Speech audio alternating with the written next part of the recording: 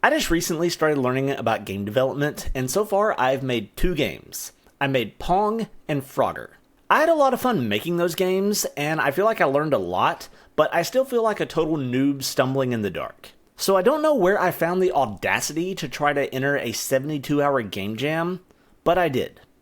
And it actually wasn't a total train wreck.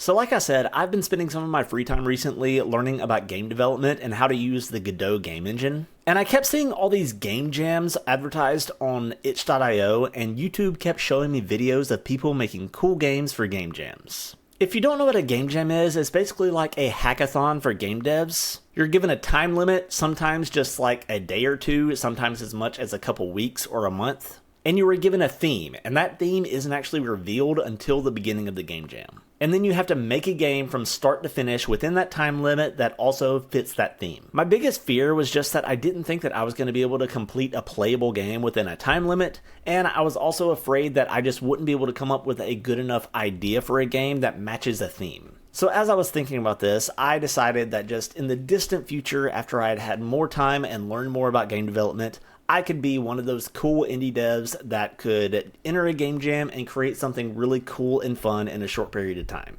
Well, if you're watching this video, you know that clearly that distant future wasn't actually that distant. One day a couple weeks ago, I was just randomly scrolling through itch.io and I was looking at a bunch of the game jams that was listed, and I came across one that was called the SoloDev Game Jam, and it only lasted 72 hours.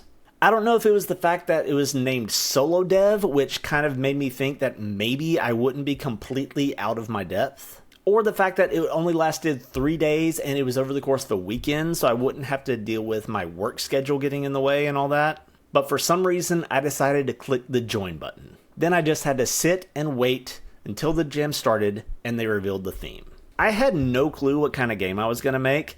I was nervous and anxious and terrified. But eventually the time came, the game jam started, and they revealed the theme. 2 button controls. So the game had to be controlled with only 2 buttons. Immediately my brain started racing trying to come up with different kinds of games that you can play with only 2 buttons. And for some reason my brain kept going back to infinite runner games. Think like Subway Surfers or Temple Run. And I thought that if I made it 2D, like that game with the dinosaur you can play in Google Chrome when your Wi-Fi dies, if I made a game like that, then I could control it with just 2 buttons to jump and slide and I wouldn't need any other controls. So that's the kind of game that I decided to make. The rules of this game jam allowed us to use pre-made assets, so I started looking for a sprite I could use for my main character.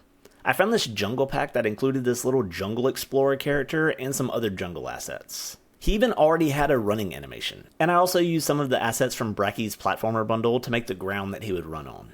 The next challenge was that I had to figure out how to generate an infinite world for my character to run through.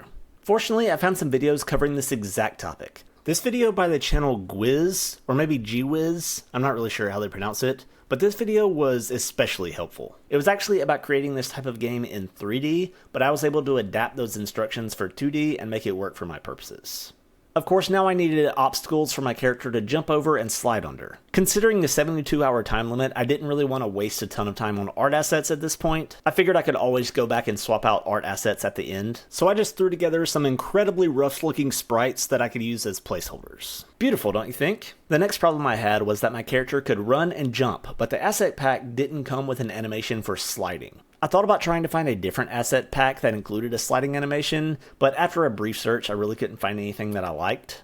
Plus I'd kind of grown attached to my little jungle explorer guy. So I decided I would try my best to edit the sprite myself to create my own sliding animation. I still don't consider myself a very good artist, but I think it turned out alright. After about 48 hours of this 72-hour game jam, I actually had a somewhat playable game. It still had those terrible placeholder art assets for the obstacles, but I decided it was in good enough shape that I could ask some friends to playtest it for me.